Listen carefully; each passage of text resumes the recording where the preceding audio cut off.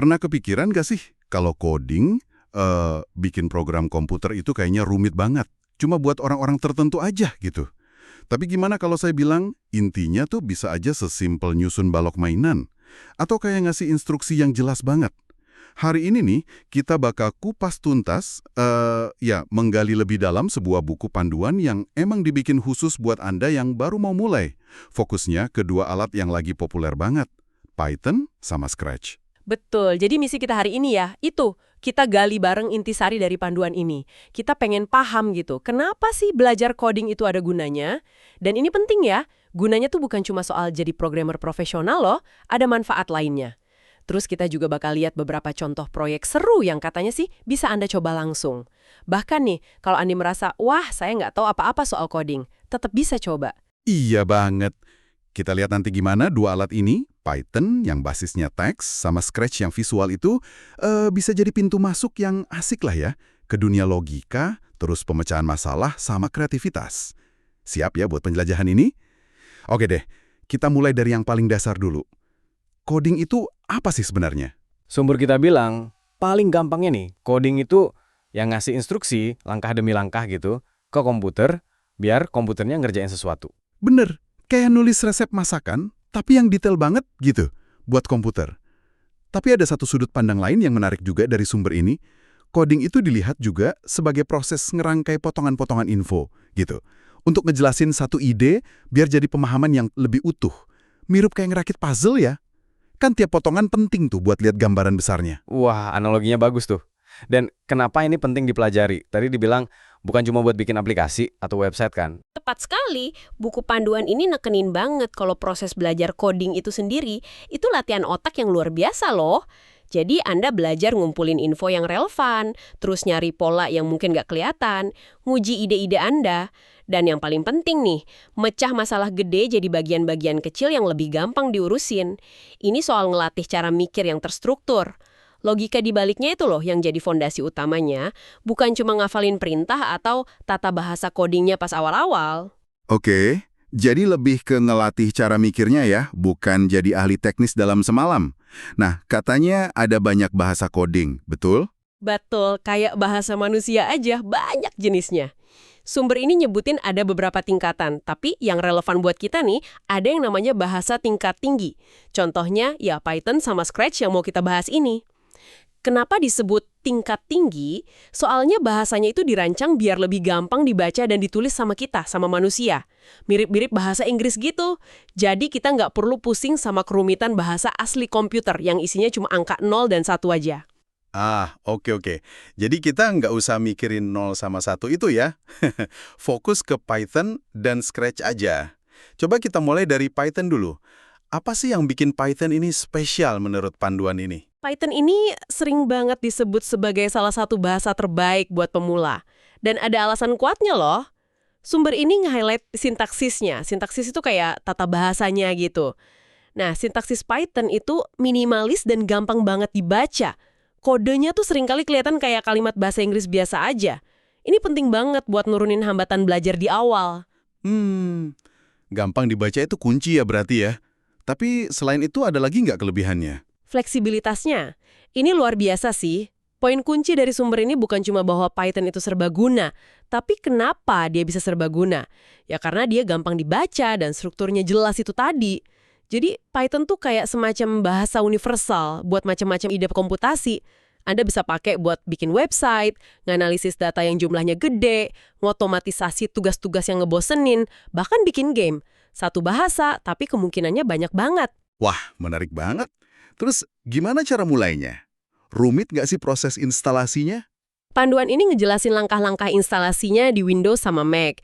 Intinya sih cukup download dari situs resminya, python.org, terus ikutin aja petunjuknya. Gampang kok. Nah, setelah keinstall, ada dua cara utama buat interaksi sama Python. Pertama, ada yang namanya immediate mode. Anda tinggal buka terminal atau command prompt, ketik Python, enter. Nah, abis itu bisa langsung ketik perintah Python, terus lihat hasilnya saat itu juga. Mirip kayak kalkulator canggih gitu, tapi interaktif. Oke, itu buat nyoba-nyoba perintah singkat ya. Kalau mau bikin program yang lebih panjang, Kode Anda dalam satu file teks biasa. Terus simpan filenya pakai extension .py. Contohnya, latihan pertama.py gitu. Abis itu, Anda jalanin file itu dari terminal. Pertanyaannya, gimana komputer bisa ngerti kode di file.py ini kan? Disinilah ada penerjemah yang kerja di balik layar. Biasanya disebut interpreter. Interpreter ini yang baca kode Anda baris per baris, terus ngejalaninnya. Oh, jadi interpreter ini yang jadi jembatan antara bahasa Python yang kita tulis sama bahasa mesin yang dimengerti komputer, gitu ya? Kurang lebih gitu ya. Panduan ini juga nyebut ada alat bantu namanya IDLE. Itu singkatan dari Integrated Development and Learning Environment. Biasanya sih udah ikut keinstall bareng Python. Anggap aja IDLE ini kayak editor teks tapi khusus buat Python. Salah satu fitur bagusnya namanya syntax highlighting. Syntax highlighting, itu apa gunanya tuh? Itu fitur yang bikin kode Anda jadi warna-warni. Jadi perintah Python warnanya beda sama teks biasa atau angka. Misalnya kata kunci kayak print mungkin jadi ungu, terus teks yang di dalam tanda kutip jadi hijau. Ini ngebantu banget mata kita buat baca kode lebih cepat dan ngenalin struktur atau kalau ada salah ketik gitu.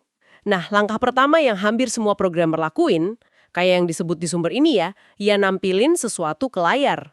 Perintah klasiknya nih, print halo dunia. Fungsi print ini kayak mulutnya program Python Anda buat ngomong ke pengguna.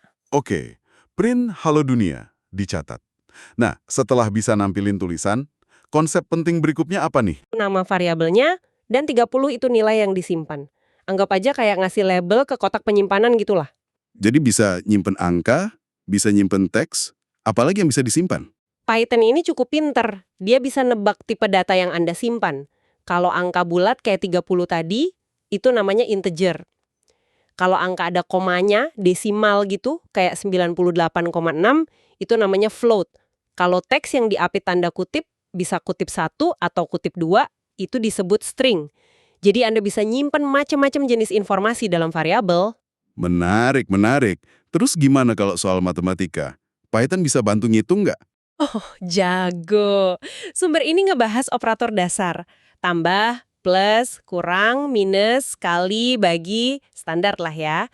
Ada juga yang lebih canggih dikit, kayak pangkat, itu pakai tanda bintang 2. Misalnya 23, itu artinya 2 pangkat 3, hasilnya 8.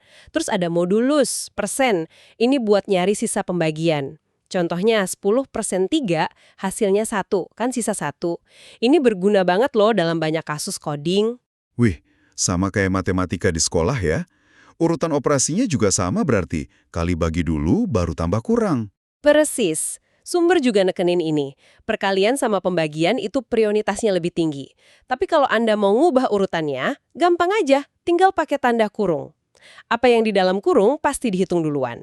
Contohnya, 5 plus 5, 2, itu hasilnya 20, bukan 15. Jelas ya bedanya? Oke, masuk akal. Nah, gimana kalau kita punya data yang banyak? Misalnya daftar belanjaan atau daftar nama temen gitu. Apa kita bikin variabel satu-satu? Bisa sih, tapi capek ya. Ada cara yang lebih efisien. Pakai yang namanya lists atau daftar. Panduan ini ngegambarinnya kayak wadah terurut gitu, buat nyimpen banyak item sekaligus. Nulisnya pakai kurung siku, terus tiap item dipisah pakai koma. Contohnya, daftar belanja sama dengan apel, roti, susu. Gitu. Oh, jadi satu variabel daftar belanja itu bisa nampung banyak barang. Terus isinya bisa diubah-ubah nggak? Misal, saya nggak jadi beli roti gitu. Bisa banget. Nah, itu salah satu kelebihan list di Python. Isinya fleksibel atau istilahnya mutable. Anda bisa ganti item di posisi tertentu, bisa nambah item baru di belakang pakai metode .append, atau ngapus item pakai perintah del atau metode .remove. Bener-bener kayak daftar belanjaan yang bisa kita edit kapan aja. Praktis kan? Keren! Berguna banget kayaknya ini. Selain list, ada jenis wadah data lain nggak yang disebut? Ada beberapa lagi sih yang disebut sekilas sama sumbernya. Misalnya ada tuples, ini mirip lists tapi pakainya kurung biasa, kurung buka. Dan isinya tuh nggak bisa diubah setelah dibuat, immutable gitu. Terus ada dictionaries, ini pakainya kurung kurawal, kurung buka tutup. Dia nyimpen data dalam bentuk pasangan kunci nilai. Mirip kamus beneran lah. Tapi ya, buat pemula, nguasain lists aja tuh udah bagus banget sebagai langkah awal. Oke deh, itu tadi pengantar yang lumayan padat ya soal Python. Sekarang kita geser dikit nih. Gimana dengan Scratch? Katanya ini beda banget pendekatannya. Beda banget tapi tujuannya sama. Ngajarin logika coding. Sumber menggambarkannya sebagai lingkungan pemrograman visual dari MIT Media Lab. Kuncinya di kata visual itu. Jadi di sini Anda nggak ngetik kode baris per baris kayak di Python. Anda malah nyusun balok-balok warna-warni yang udah ada tulisannya yang merepresentasikan perintah. Mirip kayak main Lego digital gitu. Lego digital. Wah, kedengarannya asik nih. Jadi nggak perlu khawatir salah ketik titik koma atau kurung gitu ya? Bener banget. Fokus utamanya itu di alur logika sama konsep pemrogramannya, bukan di detail sintaksis yang kadang suka bikin pusing pemula. Makanya, panduan ini nyebut Scratch itu cocok banget buat ngenalin coding ke anak-anak. Atau ya siapa aja sih yang lebih nyaman sama pendekatan visual. Tapi jangan salah, jangan diremehin juga. Anda bisa bikin cerita interaktif, animasi, sampai game yang lumayan kompleks loh pakai Scratch. Jadi penasaran. Tampilan lingkungan kerjanya gimana tuh? Apa aja bagian-bagian utamanya? Cukup intuitif sih tampilannya. Sumber ngejelasin ada area utama namanya stage atau panggung. Ini latar tempat semua aksi visualnya terjadi. Nah, di atas stage ini ada yang namanya sprites. Sprites ini ya karakter atau objek yang bisa kita program gerak-geriknya. Biasanya pas awal buka udah ada sprite kucing ikonik Scratch itu. Terus di samping atau bawahnya gitu ada palette block. Ini gudangnya semua perintah Lego tadi. Udah dikelompokin berdasarkan warna dan fungsinya. Biru buat gerakan motion, ungu buat tampilan, looks, kuning buat pemicu kejadian, events, orange buat kontrol alur, control, dan macam-macam lagi. Terus tempat ngerakit balok-baloknya di mana? Ada area khusus namanya area script. Anda tinggal klik tahan blok dari palet, seret ke area ini, terus susun ke bawah kayak nyusun puzzle. Nah, enaknya blok-blok ini udah dirancang buat bisa klik atau nyambung satu sama lain kalau emang secara logika bisa disambungin, jadi mengurangi potensi error juga. Sumber juga nyebut kita bisa ganti-ganti tampilan sprite-nya pakai costumes. Misalnya, gambar karakter pas lagi jalan beda sama pas diam, atau nambahin suara dari tap sounds. Oke. Terus gimana cara bikin sesuatu terjadi? Misalnya mau gerakin si kucing tadi? Visual banget caranya. Sumber ngasih contoh blok-blok dasar. Dari palet events yang kuning, ada blok penting ketika bendera hijau diklik. Ini kayak tombol play buat mulai program Anda. Terus dari motion yang biru, ada blok maju 10 langkah atau putar 15 derajat, atau pergi ke X titik angka, Y titik angka buat nempatin sprite di posisi tertentu di panggung. Terus gimana kalau mau bikin dia ngulang gerakan atau milih aksi berdasarkan kondisi tertentu? Nah, itu adanya di palet kontrol yang warna oranye. Ada blok ulangi angka kali atau bahkan selamanya kalau mau aksinya jalan terus-terusan. Ada juga tunggu angka detik buat ngasih jeda. Dan yang penting banget nih, blok jika kondisi maka. Di bagian kondisi itu, Anda bisa masukin blok dari palet lain, misalnya dari sensing, kayak menyentuh objek lain. Kalau kondisi itu benar, nah blok perintah yang ada di dalam jika itu bakal dijalanin. Panduan ngasih contoh simpel, bikin kucing gerak ngebentuk persegi. Caranya, ulangi 4 kali kombinasi blok maju 100 langkah sama putar 90 derajat. Simpel kan logikanya? Tunggu. Berarti konsep kayak pengulangan atau loop, terus kondisi jika atau if yang ada di Python itu, di Scratch juga ada, cuma bentuknya balok gitu. Persis. Nah, itu dia keindahan Scratch menurut sumber ini. Konsep coding fundamentalnya tuh sama aja, cuma cara penyajiannya yang beda. Anda juga bisa bikin variabel loh di Scratch, misalnya buat nyatat skor game gitu. Anda juga bisa bikin lists, sama kayak di Python. Misalnya buat nyimpen daftar kata acak buat bikin puisi lucu, bisa juga. Wah, keren ya. Ada fitur unik lain nggak di Scratch yang perlu diketahui? Sumber nyebutin fitur pesan atau broadcast. Ini cara satu sprite buat ngirim sinyal, gitu. Sinyalnya nggak kelihatan ke sprite lain. Buat apa? Buat memicu aksi tertentu di sprite yang nerima sinyal. Ini berguna banget buat koordinasi antar karakter dalam game atau cerita. Terus ada juga fitur buat bikin blok sendiri. Namanya myblocks atau blok saya. Ini fungsinya mirip kayak functions di Python. Kalau ada rangkaian blok yang Anda pakai berulang-ulang, misalnya buat bikin karakter loncat, Anda bisa bungkus jadi satu blok custom buatan Anda sendiri. Nanti tinggal pakai blok custom itu aja. Ini bikin skrip Anda jadi lebih rapi dan gampang dibaca. Wah, ternyata di balik tampilannya yang kayak mainan itu, cukup canggih juga ya kemampuannya. Nah, setelah kenalan sama Python dan Scratch, bagian paling seru nih biasanya. Bikin proyek. Apa aja contoh yang dikasih di panduan ini? Wah, panduan ini penuh contoh seru.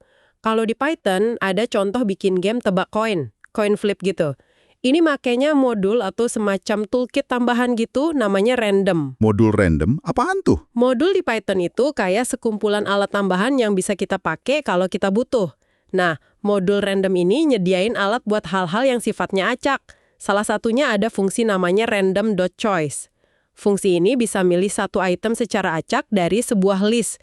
Jadi Anda bikin list isinya kepala, ekor, terus pakai random.choice buat biarin komputer milih secara acak. Tinggal bandingin deh sama tebakan pemain. Simple, tapi ngajarin konsep penting soal keacakan dan inkuk pengguna. Oke, random.choice buat milih acak. Kalau contoh di Scratch gimana? Pasti lebih visual ya jadinya. Betul banget. Ada contoh games yang malam. Jadi Anda bisa bikin latar belakang atau backdropnya ganti-ganti dari siang ke malam. Terus nanti sprite kucingnya bisa bilang selamat pagi atau selamat malam tergantung latarnya apa. Pakai blok jika latar sama dengan malam maka gitu. Ada juga game klasik batu gunting kertas. Lagi-lagi pakai pilihan acak buat langkah komputernya, terus pakai blok jika maka jika tidak, yang mirip if else di Python, buat nentuin siapa yang menang. Seru juga. Ada contoh yang agak lebih kompleks nggak? Ada, game tebak angka. Jadi komputer milih angka rahasia, terus pemain nebak. Nanti programnya ngasih tahu terlalu tinggi atau terlalu rendah. Pakai blok jika di dalam sebuah loop, pakai blok ulangi sampai angkanya berhasil ditebak. Bahkan nih, ada contoh bikin game Connect 4. Connect 4 di Scratch. Gimana caranya itu? Sumber nyebutin ini bisa manfaatin fitur unik namanya stem. Blok stem ini fungsinya kayak stempel karet gitu. Dia bisa ninggalin bekas atau salinan gambar sprite di stage. Jadi Anda bisa bikin sprite koin merah sama kuning. Terus pas pemain klik kolom tertentu, sprite koinnya pergi ke posisi yang benar di kolom itu, terus ngecap dirinya di sana. Tinggal ditambahin variabel buat ngelacak giliran siapa, sama mungkin pakai list buat nyatet status papan permainannya. Ini nunjukin gimana blok-blok yang kelihatannya sederhana bisa dirangkai jadi sesuatu yang cukup rumit dan interaktif. Wow, itu kedengarannya menantang tapi keren banget sih. Dari semua contoh ini, ada tips penting nggak sih sebelum kita mulai coding proyek sendiri? Ada satu tips gede banget yang ditekankan sama sumber ini. Perencanaan. Jangan langsung buru-buru nyusun balok atau ngetik kode. Apalagi buat proyek yang nggak simple kayak Connect 4 atau cerita interaktif yang banyak cabangnya. Emang kenapa perencanaan sepenting itu? Bukannya langsung coba aja lebih seru? Seru sih mungkin di awal, tapi bisa jadi frustrasi di akhir. Coding tanpa rencana itu kayak nyoba bangun rumah tapi nggak pakai cetak biru atau desain. Anda mungkin bisa aja diririn beberapa tembok, tapi kemungkinan besar nanti boros bahan, strukturnya nggak kokoh, dan hasilnya jauh dari yang dibayangin. Sumber nyaranin, bikin dulu kerangka ceritanya atau logika gamenya mau gimana. Kalau perlu, gambar aja sketsa kasar tampilannya nanti kayak apa, atau alur programnya gimana. Tulis langkah-langkah utamanya pakai bahasa biasa dulu. Ini sering disebut pseudocode. Pseudocode? Itu kayak gimana contohnya? Ya mirip resep tadi. Misalnya buat game tebak angka. Langkah 1, komputer pilih angka rahasia antara 1 sampai 100. Langkah 2, minta pemain masukin tebakan. Langkah 3, kalau tebakan sama dengan angka rahasia, tampilkan selamat, terus selesai.